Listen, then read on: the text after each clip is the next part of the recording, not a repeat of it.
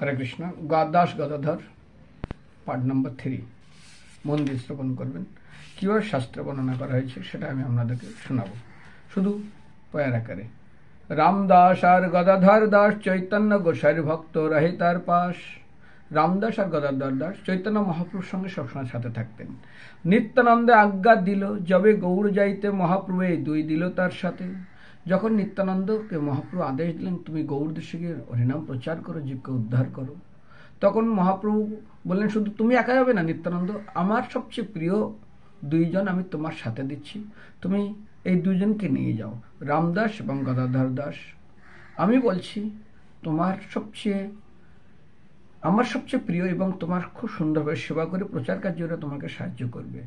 নিত্যানন্দ অধিষ্ঠান যাহার ও শরীরে হানুমতে গদাধর দাসের মহিমা, চৈতন্য পশ্চাৎ মধ্যে যাহার গমিমা। অর্থাৎ নিত্যানন্দের পাশ্চাৎ, মহাপ্রভু পাশ্চাৎ এবং নিত্যানন্দ পাশ্চাৎ, দুইজনের পাশ্চাৎ, এবং নিত্যানন্দ সবসময় গদাধরের শরীরে প্রবিষ্ট হয়ে থাকতেন।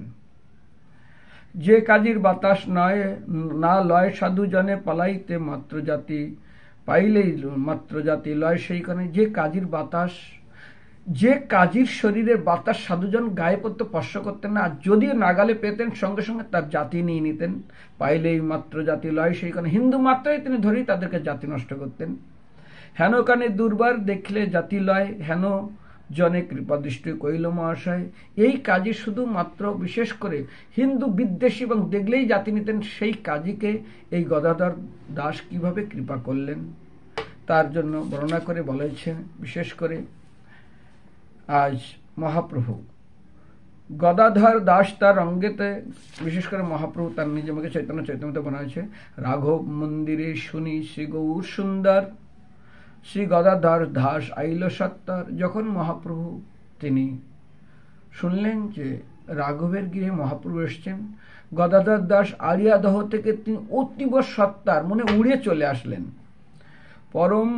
প্রভুর পরম প্রিয় গদাধর দাস ভক্তি সুখে পুনর্যার বিগ্রহ প্রকাশ। এবং গদাধর দাস প্রভুর তো অত্যন্ত প্রিয় এবং সবসময় তিনি কৃষ্ণ প্রেমে বিভোর হয়ে থাকতেন। এবং কৃষ্ণ প্রেমে বিঘোর বলা হয় কৃষ্ণ প্রেমের বিগ্রহ, যেমন আমরা বলি না নমং বিষ্ণুপদায় কৃষ্ণ পৃষ্ঠায় ভূতলে শ্রীমতে ভক্তি বেদান্ত স্বামীতি নামে। তার আগে আমরা যখন জয় দিই কৃষ্ণ কৃপা শ্রীমতী, ভগবান কৃষ্ণের কৃপাকে যদি কোনো বিগ্রহ রূপ ধারণ করে সেটা হলো গুরুদেব। ঠিক যেমন জল যখন বরফের শক্ত হয়ে যায়, জল যখন ঠান্ডা শক্ত হয়ে যায় বরফের রূপ ধারণ করে, ঠিক সমস্ত গুরুদেবের কৃপা, ভগবানের কৃপা যখন কোনো বস্তুর রূপ ধারণ করে তখন সেটাকে গুরুদেব বলা হয়, কৃষ্ণ কৃপা শ্রীমূর্তি বলা হয়। রাঘব পণ্ডিত শুনি শ্রী গৌর সুন্দর, গদাধর দাস ধাই আইলা সত্তর, প্রভুর পরম প্রিয় গদাধর দাস ভক্তির সুখে পুনর্যার বিগ্রহ প্রকাশ। প্রভু দেখাইয়া গদাধর সুকৃত শ্রী চরণ তুলিয়া দিলেন তার শিরে। আর মহাপ্রভু গদাধরকে দেখে এই একজনের মাথায় মহাপ্রভু তার নিজের চরণ গদাধর দাসের মাথায় স্থাপন করেছিলেন। নিত্যানন্দ স্থাপন করেছিলেন রঘুনাথ দাস গোস্বামীর মাথায় দুইবার, চিরাদদি উৎসবের আগে এবং দণ্ড দেওয়ার আগে সমস্ত আমার ভক্তগণকে তুমি চিরাদদি খাও। আর সমস্ত অনুষ্ঠান যখন সমাপ্ত হয়ে যায় তার উচ্ছিষ্ট প্রসাদ দান করেন এবং নিজের দুই চরণ রঘুনাথ দাসের মাথায় দিয়েছিলেন। ঠিক তদ্রূপ অনেক সময় কথা হয় ভক্তের কৃপা কিভাবে পাওয়া যায়। কৃপা করো, কৃপা মানে কিছু করে পাওয়া, এমনি পাওয়া যাবে না কৃপা। আর সব কৃপা সবাই পাবে না, আর কৃপা পাওয়ার জন্য পাত্র দরকার হয়। আমি একসময় একটা গল্প বলেছিলাম আপনাদেরকে যে ভগবান বুদ্ধদেব তিনি এক রাজার বাড়িতে অতিথি হন এবং রাজা তাকে খুব সুন্দরভাবে দুধ নিয়ে এসছেন একটা পাত্রে।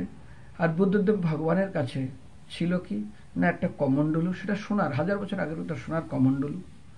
তো রাজা কি করলেন, এই দুধটা যে দিতে গেছেন গিয়ে দেখে আরে পাত্র তো নোংরা, বলছে দুধ ঢালা যাবে না কেন? বলে কেন, দুধ ঢালে তো দুধ নষ্ট হয়ে যাবে। বলছে আচ্ছা রাজন, পাত্রের দাম বেশি না দুধের দাম বেশি? বলে দুধের দাম কম, পাত্রের দাম বেশি। আচ্ছা পাত্রের দাম যদি বেশি আমি যে ঢেলে দিই তাহলে অসুবিধা কি আছে? বলে না, পাত্র তো দুধটা নষ্ট হয়ে যাবে, যে খাবে সেও নষ্ট হয়ে যাবে।